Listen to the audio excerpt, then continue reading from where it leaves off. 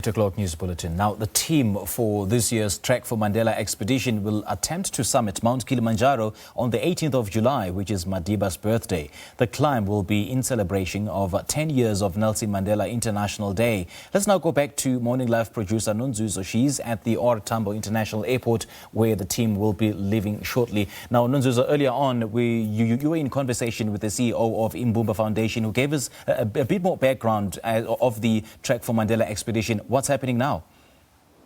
My comrades, a colleague and I were the first two women. Thank you so much, Simpiwe. Yes, indeed, we continue now with our broadcast here at O.R Tambo. Now, the program for the send-off of these climbers has already started.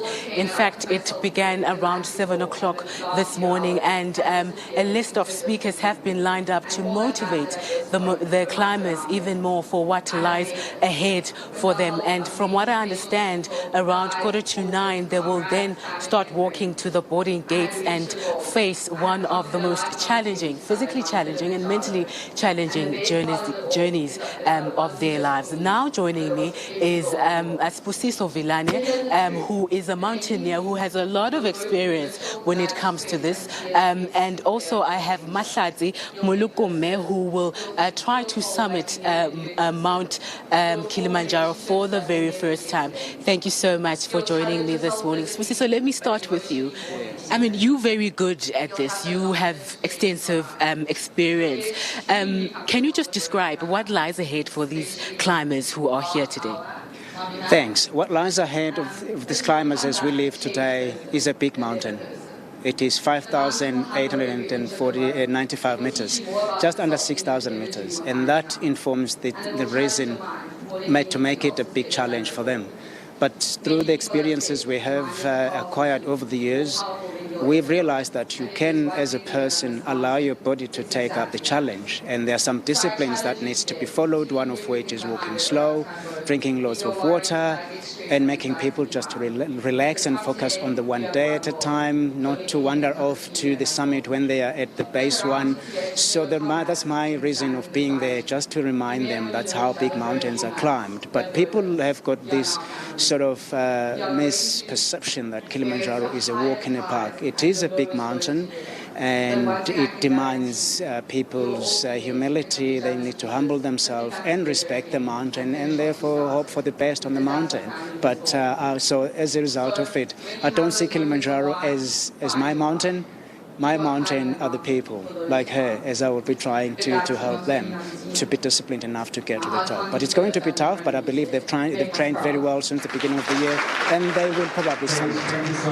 How did you prepare the team for this expedition? How we prepare for the team for any Kilimanjaro climb with the Trek4Mandela and Caring for Girls climb in July, we take them to the Drakensberg because we feel it is an ideal resource that we have in this country as group training. So for the last 6 months, since January this year, they have done a number of these. So we do one expedition or training expedition a month, and 6 of those we believe are enough. But over and above that, we always encourage people that you can never be fully prepared for the challenge. Therefore, you can't just rely purely on the group training. You need to go and do extra training on your own, and they've been doing very well. They've done all these sessions, so I have no doubt that they are now equipped with the tools to climb the mountain. But as we say, we don't conquer mountains, we conquer our own limitations, and that's why we train them, to be able to realize that it is them, not the mountain.